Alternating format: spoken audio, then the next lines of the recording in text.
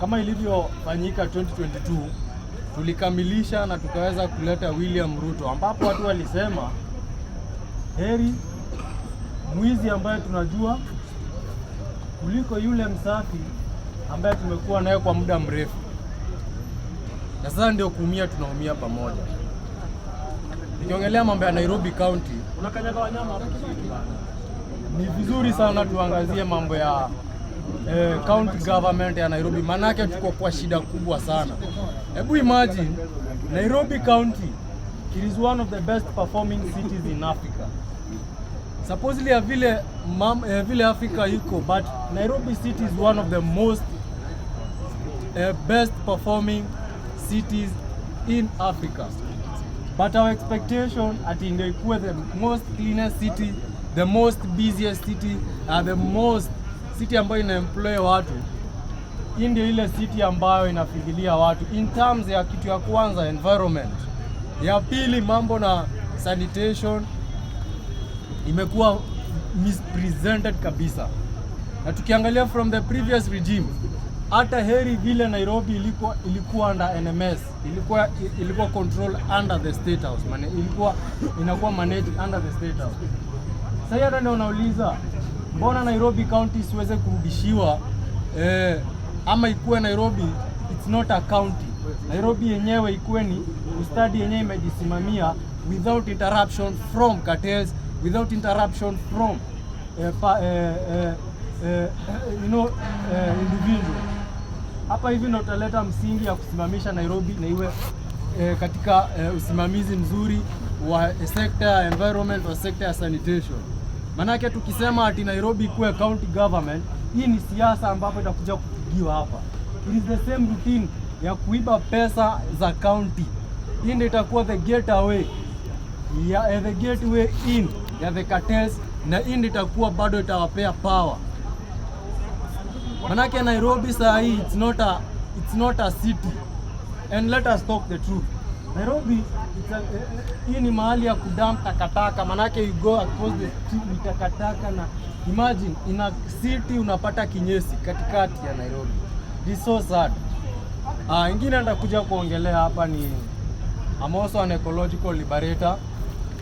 Mambo na environment lazima si kama Wakenya ikuwe juhudi yetu. Kama sasa kuna msimu wa mvua na ambapo tunaishi, these are our current residents, na lazima tuiangalie kama tuko na uwezo mahali ambapo tuko. Unajua ukipanda miti 2, miti 5, hakuna kitu inakoga na pride like wewe mwenyewe unaenda pale unasema unaona hii msitu ya miti 5, miti 10 ni mimi. Na mwingine vilivyo, we will be developing our climate because we are also facing what we call global warming. We are in a crisis. Let us enda uchukuzi wa magari wako huko ni kupora, wanapora. Yet the garbages are here. Sectors za kabro. Na hii ni issues ambazo tunafaa tuangazie. Like me, nimefanya kazi moja hapa in Nairobi.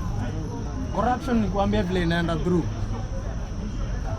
You are being employed, alafu when it comes ni kwa malipo unaambiwa ni salary of 600 shillings per job to complete mpaka ishe. Na yet ukiingia hiyo kazi tulifanya hiyo kazi and nothing else proceeded. Tuliwa there for 3 hours. After 3 hours tukaambiwa hiyo kazi imetosha na tukajaza sheet and we were paid 400 shillings only to realize that hii project ya prospect imepeanwa ya kudevelop Nairobi hii pub ya kuweka cabros ilikuwa ishafadhiliwa per person to complete hiyo kazi 1000 shillings. So tulipofuatilia tulifutwa kazi na tukatemwa.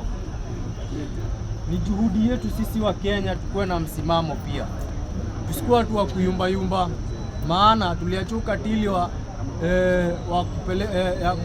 it's divide and rule. Here we can break the chains and we stand as one.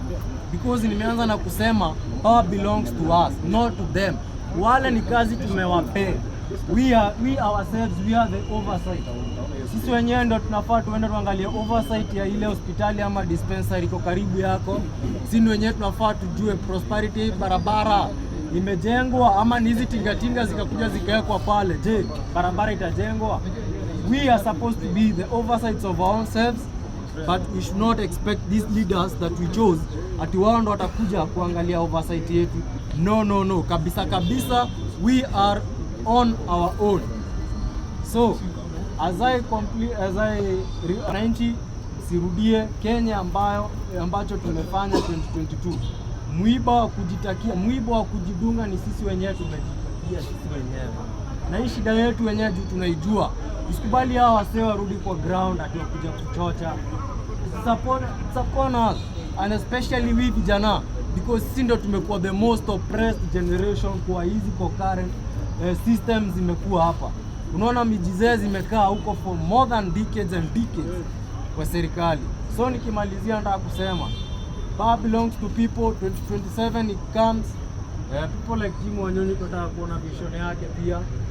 Tokee na wafanyia watu kazi pia mahali yako. Na wengine wetu ambao tutasimama. Mimi ni bunge la mwananchi.